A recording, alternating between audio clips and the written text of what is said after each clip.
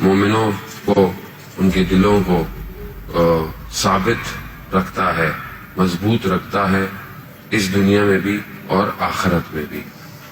ثابت رکھنا یعنی انسان اپنے ارادوں پر محکم رہے، اور یہی دعا ہمیں مانگنی چاہیے۔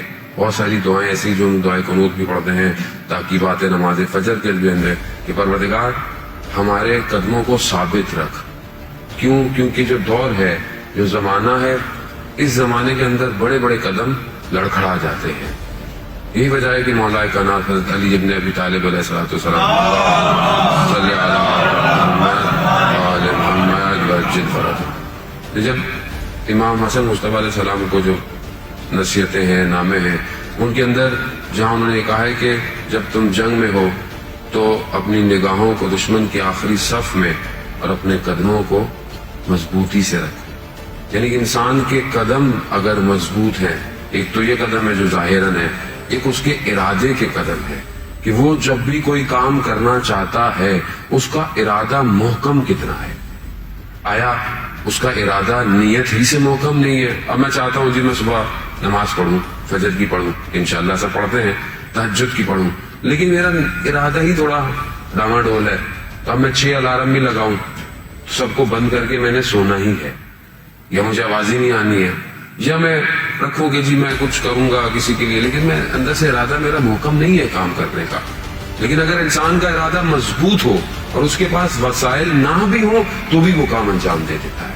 کیونکہ پروردگار بھی اس کی مدد کرتا ہے اس کام کے اندر۔ اور یہ ساری چیزیں آپ نے اپنی زندگی میں تجربہ بھی کی ہوں گی کہ اگر انسان اپنے ارادوں کو، اور انسان ہے ہی وہی جو اپنے ارادوں سے پہچانا جاتا ہے۔ وہ آپ کی صلوات علامہ تقی جعفری کے روح کو جو ہے وہ بلند فرمائے۔ اللہم صلی علی محمد وآل محمد۔ مشہد مقدس میں مولا امام رضا علیہ السلام کے حرم میں جو ہے وہ ان کو دفن کیا گیا ہے۔ بہت بڑے فلاسفر تھے، وہ کہتے ہیں کہ میں جرمنی، مجھے بلایا گیا، کانفرنس تھی جس میں انسان کی ارزش، انسان کی ویلیو کیا ہے، انسان کی قیمت کیا ہے، بلایا گیا۔ ہر کوئی آیا، ہر کسی نے تقریر کی، ہر کوئی اپنے حساب سے تقریر کر رہا تھا۔ جب مجھے بلایا گیا تو میں نے بھی یہ کہا کہ انسان کی ارزش اور قیمت اس کے ارادے سے ہے۔ اگر انسان کا ارادہ 2 کمرے کے فلیٹ، 1 گاڑی، یہ ساری چیزیں، تو اس کی قیمت وہی ہے۔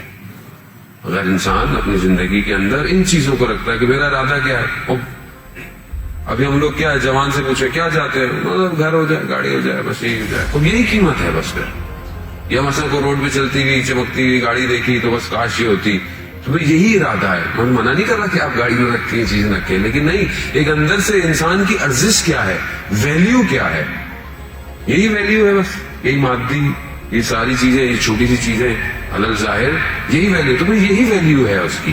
پھر وہ توقع نہ رکھے کہ پروردگار اس کے اوپر ملائکہ کا نزول کرے گا، اس کی قیمت یہی ہے۔ تو انہوں نے کہا کہ جب میں نے یہ کہا تو لوگوں نے بڑی تالیاں بجائیں اور کہا کہ جی کیا زبردست بات کہہ دی آپ نے انسان کی قیمت کی۔ تو وہ دوبارہ گئے اسٹیج پہ، کہا کہ یہ میں نے نہیں کہا، یہ 1400 سال پہلے مولا کائنات نے کہا تھا۔ اب ہم واقعاً ہم محروم ہیں بہرحال ان اقوال سے۔ نہج البلاغہ ہمارے گھروں میں مانی تو جاتی ہے، پڑھی نہیں جاتی ہے، تو اگر ہم کوشش کریں اس کے اقوالوں کو جو پیچھے سے شروع کریں، چھوٹے چھوٹے سے، تو آپ کو یقیناً ایسا لگے گا کہ جہاں تک ہمارا بہت اتنا مطالعہ نہیں ہے، میرا کچھ زیادہ، لیکن جتنا تھوڑا بہت مطالعہ ہے، ایسا لگتا ہے کہ امام اس زمانے میں مجھ سے کلام کر رہے ہیں، یعنی اپنے زمانے، ہر زمانے کے اندر امام ایسا لگتا ہے کہ اس زمانے کی بات کر رہے ہیں۔ وہ کیوں نہ کرتے؟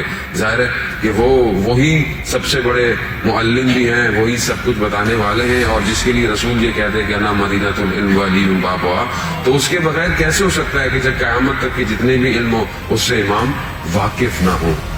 امام جانتے تھے انسان بڑی بڑی گاڑیاں بنا لے گا، بڑی بڑی بلڈنگ بنا لے گا، مگر انسان نہیں بن پائے گا۔ اسی لیے امام نے جو نسخہ دیا وہ انسانیت کا نسخہ